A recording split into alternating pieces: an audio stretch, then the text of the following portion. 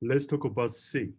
Okay, so we're going to do the same thing. First of all, we're going to do the fully factoring of your numerator and denominator. Okay, so look at the numerator first. Okay, like the 3x squared has like a combination of 1 and 3, and negative 5 has 1 and 5, and actually it's like 5 and 1, and your 5 must be negative because like the like coefficient with like first degree term is negative 14. So like with that combination, I think it will be affected like this way. X minus 5 and 3x plus 1. So let me double check, okay? X times 3x is 3x squared, that is correct, and minus 15x and plus x, which is negative 14x and negative 5. That's perfect, okay? Do the same thing for your denominator, and it is the like 1 and 3 and 4 and negative 4. So it will be x plus 4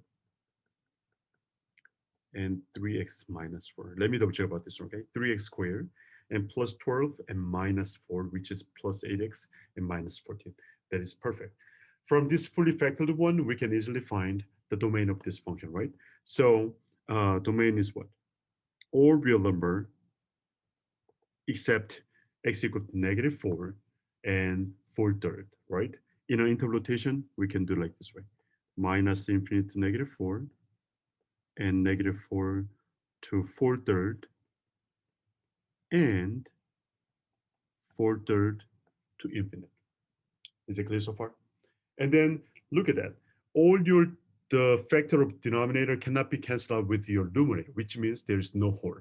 Okay, but there are the vertical asymptotes, right? So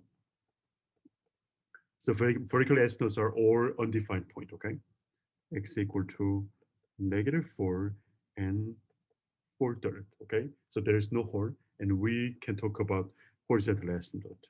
Okay. So how can you find it? As I told you, there's only two cases. When the degree of denominator is bigger than numerator, that is first case, which is y equals 0. And the other case is what? When the leading term, I mean like degree of numerator and denominator is same, then there is the like horizontal, right?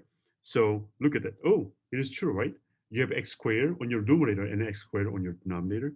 Then you don't have to worry about the like the remaining part. Then 3/3 is your horizontal asymptote, right? Which is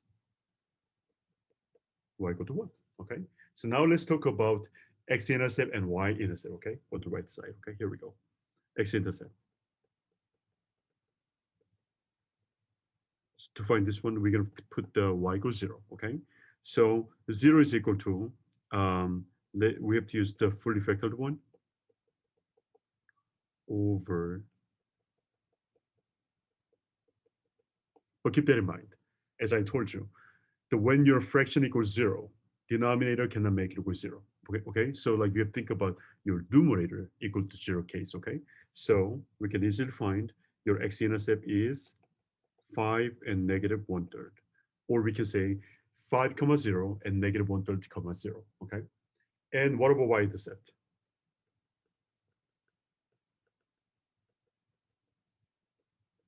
We just simply plug in x equals 0. Okay, so like we also can use the like fully factored one, 0 minus 5 and 0 plus 1 over 0 plus 4 and 0 minus 4. So it's negative 5 over negative 16, which is 5 over 16. So your y-intercept is 0, comma 5 over 16. Okay. And what about d? Okay. We'll do the same thing. Okay. So for this problem, so we should start from the domain. Okay. Here we go. So all the undefined point is what? 3, negative 1, and negative 4. Okay. So except those point, like it is, I mean, domain is all real number except that point. Okay. So like in an interpretation, we can write like this way: minus infinity to minus 4, and minus 4 to minus 1, and minus 1 to 3, and 3 to infinite. Okay. That is your domain. Okay. And then like look at your factor of a denominator. Like there is nothing which can be canceled with numerator, which means there's no whole, but like all those undefined points are the vertical asymptote, right? So we have 3 vertical asymptote like that. And then, do you remember how we can find horizontal asymptote? As long as they have like, I mean, like numerator and denominator have same degree of polynomial leading term, then there is horizontal asymptote, right? So look at that. Your numerator is x cubed, is the leading term, right? And denominator is x cubed, right? So when you distribute everything, actually you don't have to do it, okay? But you have to figure out the leading term only, right? X cubed plus blah, blah, blah. I don't know, okay? And I don't need it. And the denominator, when you multiply, and there's only one x cubed, which is x cubed, and something else, right? And then like you have to look at the like leading term only. Then the like when you cancel out, is 1/1. So your horizontal asymptote is y is equal to 1. Is it clear so far? Okay. So last part is what? Intercepts.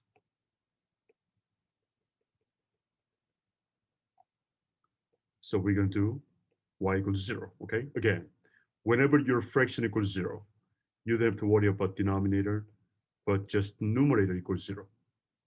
Okay. So that's why we don't have to write the denominator. Okay. So I can easily find your x-intercept is -2 and 5. So which means your x-intercept is -2, 0 and 5, 0. Okay. And what about y-intercept? We plug in x equals 0. Okay. Then your y is 0 plus 2 is 2, 2 squared times -5 over -3, 1, and 4, which is minus 20 over 12. That is 5/3. So your y-intercept is 0, 5/3.